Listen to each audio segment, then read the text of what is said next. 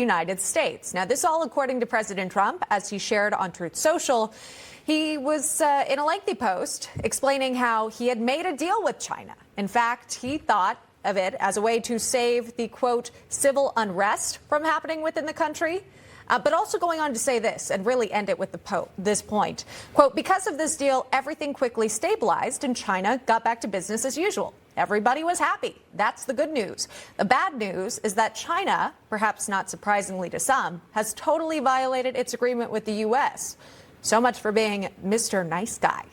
With that, let's welcome in Thomas Savage, a research fellow, the American Institute for Economic Research. Tim Phillips is here, Director of Government Affairs and Global Strategies at Nestpoint. Welcome to you both. Thomas, no more Mr. Nice Guy. That's a bit concerning here from President Trump. What's going on with this China deal?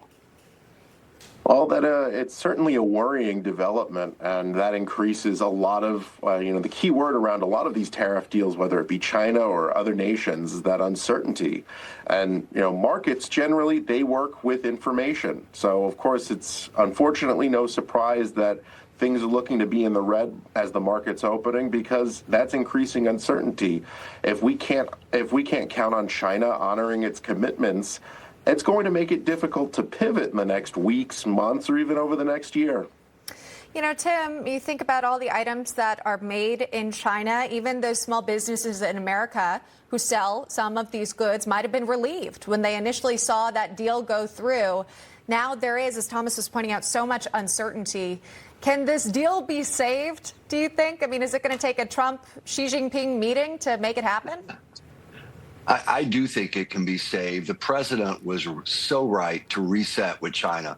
They've stolen intellectual property for years. They haven't opened their markets to us despite our opening our markets to them. So the president's doing the right thing. There's going to be some bumpiness involved in that, no question. But I do think this can be saved. Secretary Bassett had good meetings with the Chinese to get the outlines of this deal done just a couple of weeks ago. We also have some uncertainty with these court decisions that are rolling around about the President Trump's ability to set these tariff levels. We need certainty there from the Supreme Court. We're going to have that court step in and make a final call on the extent of the president's power here. But I do think the president's on the right track with regard to China. He had to confront them. He had to reset this situation. Yeah, good point. And also that 90-day pause timeline is quickly approaching. We're almost there. Yeah. So we're going to wait and see. And really, what's going to happen with the courts? Great point. Right.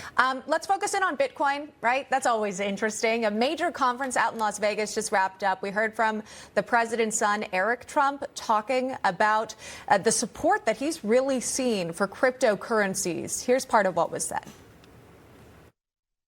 All of us travel all over the world. Don and I travel hundreds of thousands of miles a year. I'm telling you right now, everybody in the world wants Bitcoin. I don't care where you are. I don't care if you're, royal families. I don't care if you're the biggest, financial institutions. Everybody wants Bitcoin. Everybody is buying Bitcoin. If you go back 12 months, there were probably less than 100 companies that were treasuring Bitcoin that really had any.